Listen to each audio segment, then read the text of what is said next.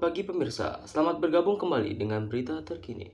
Bersama saya Rifki Ananta Fareza, dalam 5 menit ke depan, saya akan membawakan sejumlah berita-berita aktual dan faktual dari kegiatan belajar mengajar, mata kuliah teknik reportase, dan investigasi berita. Mari kita simak berikut ini.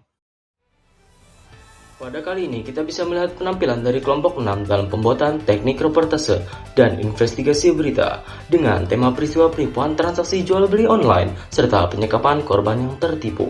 Kelompok yang beranggotakan 4 orang, yaitu Wulan sebagai news anchor, Arfa sebagai reporter, Nana sebagai korban sekaligus tersangka, Reza sebagai ketua RT, polisi, dan penyelidik bukti. Alhamdulillah, saat berjalannya latihan teknik tersebut, tidak ada kendala yang cukup fatal dalam pemberitaan sampai pada tahap akhir.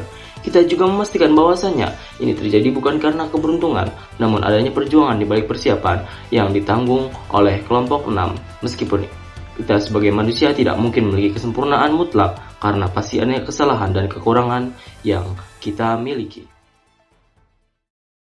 Selanjutnya, kita juga akan menyampaikan berita tentang manajemen dalam produksi berita, sinergi komputer assisted reporting, jurnalisme data, dan jurnalisme sains di divisi pemberitaan yang disampaikan oleh kelompok 5, beranggotakan Nadia Azahra, Gifari, Alifian Fikri, Rifki Ananta Fareza, Ayu Putri Barokah, dan yang terakhir yaitu Ainun Nuraini. Mari kita simak berikut ini.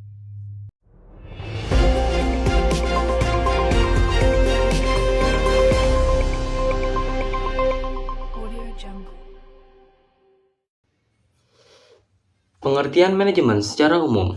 Manajemen merupakan suatu proses yang mencakup kegiatan perencanaan, pengorganisasian, pengarahan, dan pengendalian terhadap sumber daya manusia maupun sumber daya lainnya untuk mencapai tujuan yang telah ditetapkan secara efektif dan efisien. George R. Terry menjelaskan bahwa manajemen adalah suatu proses yang khas terdiri atas tindakan-tindakan perencanaan, pengorganisasian, pelaksanaan, dan pengawasan untuk menentukan serta mencapai sasaran melalui pemanfaatan sumber daya manusia dan sumber lainnya secara optimal. Sementara itu, manajemen produksi berita secara umum yang mengartikan adalah keseluruhan aktivitas terkoordinasi untuk mencapai tujuan produksi secara efektif dan efisien. Dalam konteks jurnalistik, manajemen produksi berita memadukan prinsip manajemen, pengorganisasian, pengarahan, dan pengendalian untuk memastikan proses pemberitaan berjalan optimal dan sesuai standar redaksional. Manajemen produksi berita adalah upaya pengelolaan kegiatan redaksi secara sistematis untuk menghasilkan konten berita yang berkualitas, aktual, dan sesuai dengan standar profesionalisme jurnalistik. Dengan kata lain, manajemen produksi berita merupakan sistem kerja yang mengintegrasi tahapan praproduksi, produksi, dan pasca produksi, sehingga setiap kegiatan redaksi dapat terlaksana dengan baik, terkoordinasi, dan selaras dengan etika jurnalistik, serta visi media yang bersangkutan.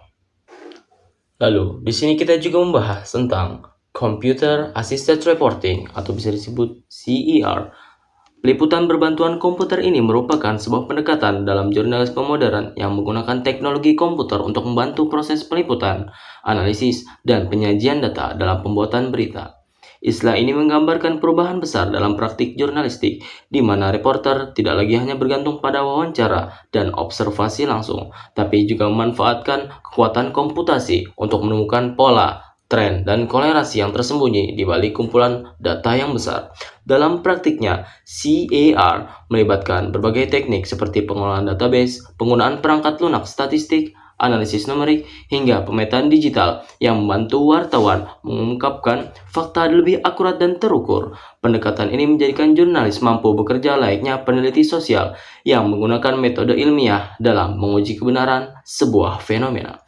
Sejarah CER berakar pada tahun 1952 ketika stasiun televisi CBS di Amerika Serikat menggunakan komputer UNIVAC 1 untuk memprediksi hasil pemilu presiden antara Dwight D. Eisenhower dan Adlai Stevenson. Pada dekade 1980-an, perkembangan komputer pribadi mendorong semakin luasnya penggunaan CER di ruang redaksi. Banyak jurnalis mulai memanfaatkan perangkat lunak seperti Lotus 1, 2, 3, dan Microsoft Excel untuk menganalisis data keuangan pemilu dan kriminalitas.